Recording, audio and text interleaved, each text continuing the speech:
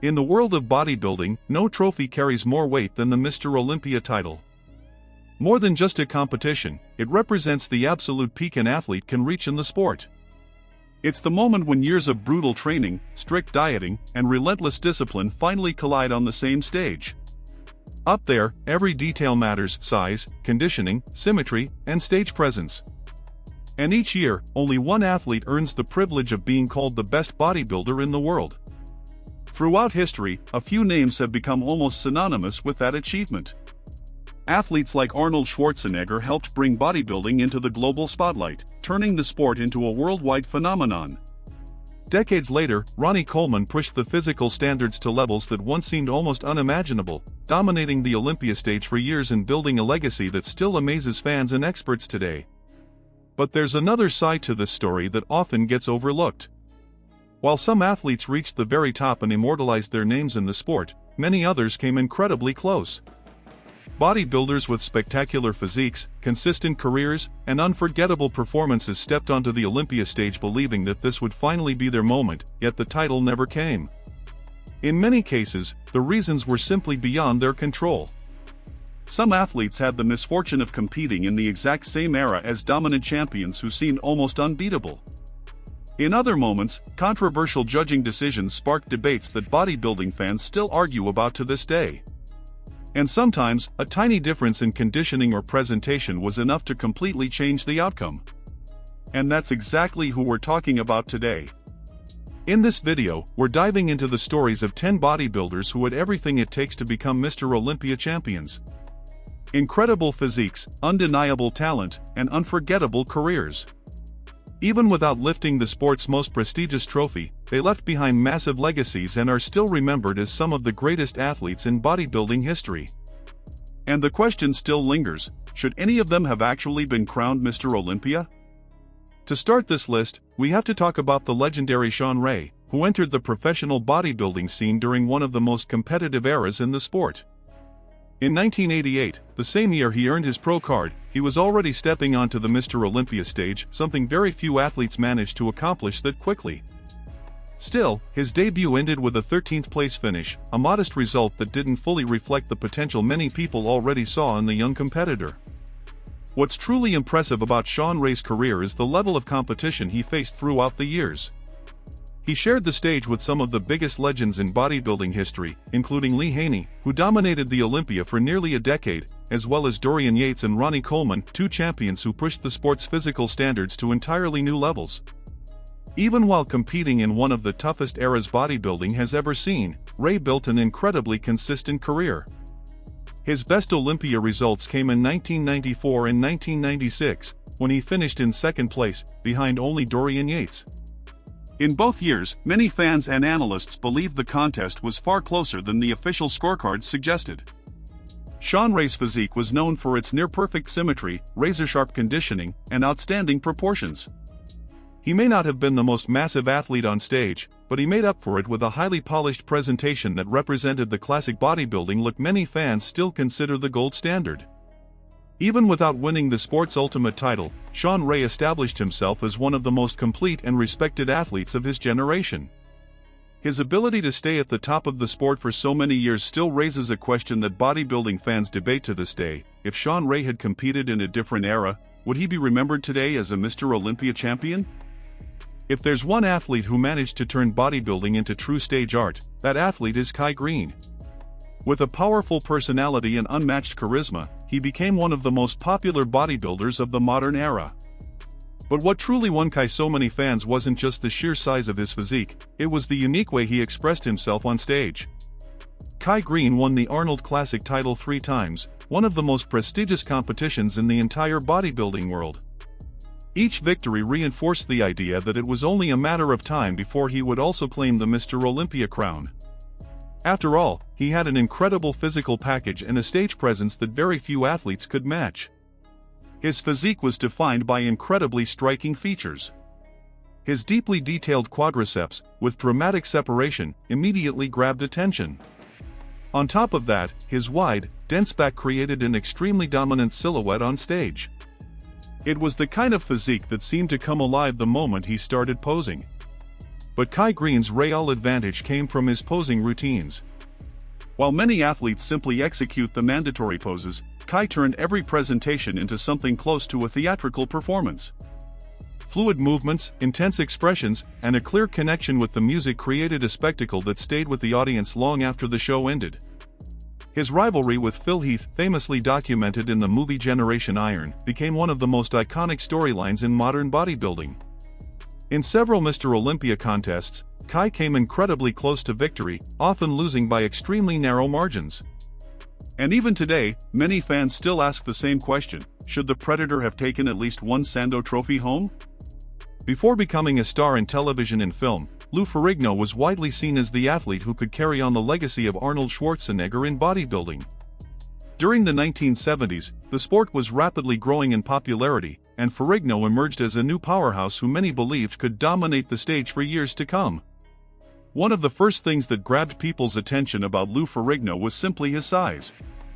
Standing around 1.96 meters tall, about 6 feet 5 inches, he was an absolutely commanding presence on stage. His massive frame, combined with impressive muscle mass, created a physique that immediately stood out among the competition. That combination of height, structure, and sheer muscle volume made many experts believe Ferrigno had everything it took to become a Mr. Olympia champion. At a time when bodybuilding was beginning to place even greater emphasis on size and visual impact, he seemed to have exactly the kind of physique that could dominate the sport. However, his path eventually took a different direction. Over the years, Ferrigno became increasingly involved in projects outside of bodybuilding, especially in television and entertainment. That shift in focus gradually pulled him away from competition during a time when he still had plenty of room to grow within the sport. Even without winning the Mr. Olympia title, Lou Ferrigno achieved something very few bodybuilders ever manage: he became a true cultural icon. His role as the Hulk on television made him a globally recognized figure. In many ways, that success allowed his influence to go far beyond bodybuilding itself, helping introduce the sport to a much broader audience. When the conversation turns to bodybuilders who never won the Mr. Olympia, one name almost always rises to the top of the list: Flex Wheeler. For many fans and experts, he possessed one of the most extraordinary physiques ever to step on a bodybuilding stage. Symmetry, proportion, conditioning, and muscular flow, everything seemed to come together almost perfectly. Flex Wheeler quickly made waves on the professional circuit. In 1993, he had a truly dominant season, winning 4 major competitions, including the prestigious Arnold Classic. That same year, he stepped onto the Mr. Olympia stage and finished in second place, a result that instantly positioned him as one of the strongest contenders for the title in the years ahead. At that moment, many analysts were convinced the title was only a matter of time. Wheeler's physique seemed to represent the ultimate ideal of bodybuilding aesthetics: clean lines, round muscle bellies, and a level of symmetry that very few athletes could match. It wasn't uncommon to hear fans describe his physique as perfect. The biggest expectations of his career came particularly at the 1998 Mr. Olympia. That year seemed to open a unique opportunity, as Dorian Yates, the dominant champion of the decade, had retired. For many observers, this was finally the moment when Flex Wheeler would take the throne of world bodybuilding. But the sport was about to enter a new era. That same year, an unexpected force emerged: Ronnie Coleman. With an incredibly massive and overwhelming physique, Coleman shocked the bodybuilding world by winning the title and beginning one of the most dominant reigns in Mr. Olympia history. And so, even with a physique many consider one of the most beautiful ever seen, Flex Wheeler became known as one of the greatest champions the Olympia never had. Few athletes in bodybuilding history have had a career as impressive and consistent as Kevin Levrone. Known as the Maryland Muscle Machine, he quickly became one of the most respected names in the sport. His professional journey began in 1992, shortly after winning the NPC Nationals title in 1991, one of the most important competitions for athletes aiming to enter the elite ranks of bodybuilding. Right in his first season as a professional, Kevin proved he wasn't there just to participate. He secured 2 professional victories and, to the surprise of many, finished second at the 1992 Mr. Olympia, placing behind only Dorian Yates, who at that moment was beginning his era of dominance in the sport. For a rookie, that result was simply extraordinary. And the most remarkable part is that this performance wasn't a one-time achievement. Over the years, Kevin Levrone consistently remained among the best bodybuilders in the world. Throughout his career, he finished second at the Mr. Olympia 4 times, showing just how close he came to bodybuilding's ultimate title on multiple occasions.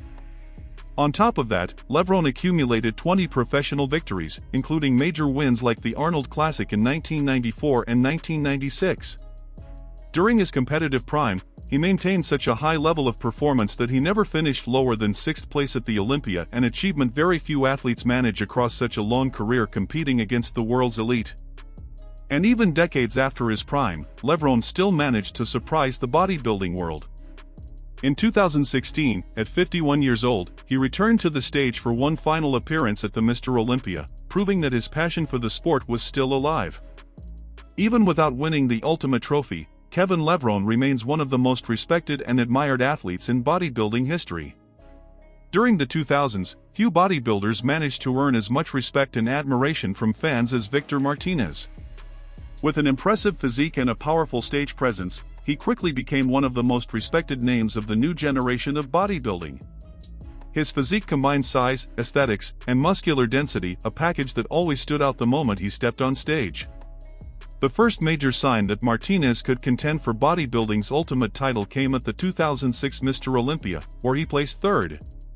That result firmly positioned his name among the leading contenders for the Sandow Trophy in the years that followed. From that moment on, many fans began to see Victor as the athlete who could potentially break the dominance of the reigning champions of the era. The following year, he took another major step in that direction by winning the Arnold Classic, one of the most prestigious competitions in the entire bodybuilding world. That victory solidified Martinez as one of the main rivals to the reigning Mr. Olympia champion, Jay Cutler. The stage was set for what promised to be a historic showdown. And that's exactly what happened at the 2007 Mr. Olympia. That night in Las Vegas, Victor Martinez and Jay Cutler delivered one of the most talked about battles in modern bodybuilding history. Pose after pose, both athletes presented incredibly competitive physiques, leaving fans and experts divided over who truly deserved the title. When the final results were announced, Jay Cutler retained the championship. But the decision sparked intense debate throughout the bodybuilding community. To this day, many fans still believe Victor Martinez should have been crowned champion that night. Even without the trophy, his career was marked by remarkable consistency, including 9 appearances in the Olympia Top 10, a record that solidifies his place among the sports greats. Among all the names on this list, Mike Mentzer might be one of the most unique. While many bodybuilders became famous purely because of their physiques, Mentzer was equally known for his analytical mind and his revolutionary ideas about training. He wasn't just a top-level competitor, he was a thinker who challenged traditional bodybuilding methods. Mentzer advocated for a training style that was very different from what most athletes practiced at the time. Instead of spending long hours in the gym, he believed in shorter but extremely intense training sessions. This concept became known as heavy-duty training, a method based on the idea that muscles respond best to brief, high-intensity stimulus followed by adequate recovery. Even before his ideas gained widespread recognition, Mentzer had already proven his talent on stage. In 1976, he won 2 major titles, Mr. America and Mr. Universe. In the latter competition, he achieved something very few athletes ever have: a perfect score of 300 points, a clear reflection of the incredible level of his physique at that time. However, his name also became linked to one of the biggest controversies in bodybuilding history. At the 1980 Mr. Olympia, Arnold Schwarzenegger made an unexpected return to competition and ultimately won the title. The decision divided opinions and sparked intense debates among athletes and fans. Mentzer never claimed that he should have won that Olympia, but he made it clear that, in his opinion, Arnold did not deserve the victory. Even without ever lifting the sport's ultimate trophy, Mike Mentzer left behind a legacy that goes far beyond competition results. His training philosophies continue to influence athletes, coaches, and fitness enthusiasts to this day. Because of that, many consider him one of the most influential minds in bodybuilding history, someone who fundamentally changed the way the sport thinks about training, recovery, and physical progress. During the 1980s, bodybuilding began undergoing a significant transformation. Athletes were no longer chasing only size and symmetry, conditioning was becoming more and more decisive. One of the competitors who helped push this standard to a new level was Gaspari, known for bringing muscular definition to a level rarely seen at the time. Gaspari became one of the main rivals of Lee Haney, the dominant Mr. Olympia champion of the late 1980s.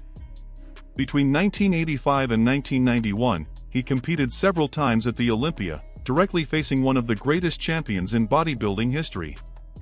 Even against such a dominant opponent, Gaspari achieved something remarkable. He finished second place 3 consecutive years, proving he consistently stood among the best bodybuilders in the world. Beyond the Olympia stage, Gaspari also left his mark on another extremely important competition. In 1989, he won the very first Arnold Classic ever held, an event that would eventually become one of the most prestigious competitions in global bodybuilding. That victory helped cement his reputation as one of the most dangerous competitors of the era. But perhaps Gaspari's greatest impact on the sport was the extreme level of conditioning he brought to the stage. He became famous for popularizing a detail that today is almost mandatory in professional bodybuilding: striated glutes. This level of definition became a symbol of extreme preparation and is now widely considered one of the clearest signs that an athlete is truly stage-ready. After retiring from competition in 1997, Gaspari continued contributing to the sport in another way. He founded Gaspari Nutrition, which grew into a well-known brand in the supplement industry.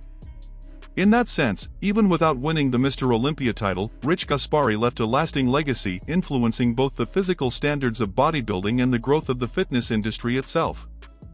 Among the great bodybuilding names of the 1990s, few athletes managed to combine raw size and aesthetics the way Nasser El Sonbaty did. Known by the nickname The Professor, Nasser wasn't just an impressive physical competitor, he was also an extremely intelligent and articulate athlete. His strong personality and commanding stage presence made him one of the most memorable competitors of that generation. The most defining moment of his career came at the 1997 Mr. Olympia, when Nasser finished in second place, behind only Dorian Yates, who at that time completely dominated professional bodybuilding. For many fans, that contest remains one of the most competitive Olympias of the entire decade, especially considering the incredibly complete physique Nasser presented that night. What made Nasser so special was the combination of traits that rarely appear together in a single athlete. He possessed a massively built physique capable of matching the incredible size of Yates, while still maintaining balanced lines, harmonious proportions, and excellent symmetry. That unique blend of size and aesthetics made his physique immediately stand out the moment he stepped on stage. Beyond his impressive physique, Nasser was also known for his outspoken personality. He never hesitated to express his opinions about the sport and often participated in debates and discussions within the bodybuilding community. This only made him an even more memorable and respected figure among fans and fellow athletes. Sadly, Nasser El Sonbaty passed away at the age of 47, leaving behind a deep sense of loss in the bodybuilding world. Even so, his legacy remains very much alive. To this day, he is remembered as one of the most complete and impressive physiques ever to step onto the Mr. Olympia stage, an athlete who came incredibly close to the ultimate title, yet still left a profound mark on the sport's history. Among all the athletes on this list, few had a connection with the audience as strong as Gunter Schlierkamp. For much of his career, his Mr. Olympia results were relatively modest, especially in the late 1990s and early 2000s. Even so, he always stood out for his massive size and charismatic stage presence. But in 2002, something truly unexpected happened. At that year's Mr. Olympia, Gunter brought an extremely competitive physique and finished in 5th place. On paper, that might seem like a mid-tier placement, but the impact of that performance was far greater than the ranking itself suggested. When he finished posing on stage, something rare happened. The entire audience rose to their feet in applause. A spontaneous standing ovation, something extremely unusual at the Olympia, where fans are typically very critical. For many spectators, that physique deserved an even higher placement among the competitors that night. And if that reaction from the crowd wasn't impressive enough, just a few weeks later an even more surprising moment arrived. At the GNC Show of Strength, Gunter Schlierkamp faced none other than Ronnie Coleman, who at the time was the dominant champion of the bodybuilding world. Against all expectations, Gunter defeated Coleman and won the competition. That moment defined his career. The unexpected victory and the massive support from fans earned him a nickname that would follow him for the rest of his life in the sport: the people's champion. Even without winning the Mr. Olympia title, Gunter Schlierkamp proved that sometimes the recognition of the fans can be just as powerful as any trophy. After hearing all these stories, one thing becomes clear: the Mr. Olympia is not only the most prestigious competition in bodybuilding, it's also one of the hardest titles to win in all of sports. Every year, dozens of elite athletes step onto that stage in peak condition. Each one of them carries years of sacrifice, discipline, and absolute dedication. And yet, in the end, only one name is announced as the champion. This reality means that many extraordinary bodybuilders end up finishing just steps away from the title. Throughout history, countless athletes have displayed incredible physiques, unforgettable performances, and remarkably consistent careers. Still, factors like historic rivalries, eras dominated by legendary champions, or razor-thin judging decisions prevented them from ever lifting the trophy. The athletes we talked about in this video are perfect examples of that. Shawn Ray, Greene, Flex Wheeler, Kevin Levrone, Victor Martinez, Nasser El Sonbaty, and many others proved that it's possible to leave a lasting mark on bodybuilding history even without winning the Sando Trophy. Each of them brought something unique to the sport, whether it was an exceptional physique, a revolutionary training philosophy, or an unforgettable moment on stage. And maybe that's exactly what makes bodybuilding so fascinating. Winning the title matters, without a doubt. But the true impact of an athlete often goes far beyond a single victory. The influence they leave on fans, future competitors, and the evolution of the sport itself can be even greater than any trophy. Now I want to hear from you. Which of these athletes do you believe truly deserved to win the Mr. Olympia at least once? Let me know in the comments below. And if you enjoy stories like this, don't forget to subscribe to the channel, because there are still many bodybuilding legends whose stories deserve to be told.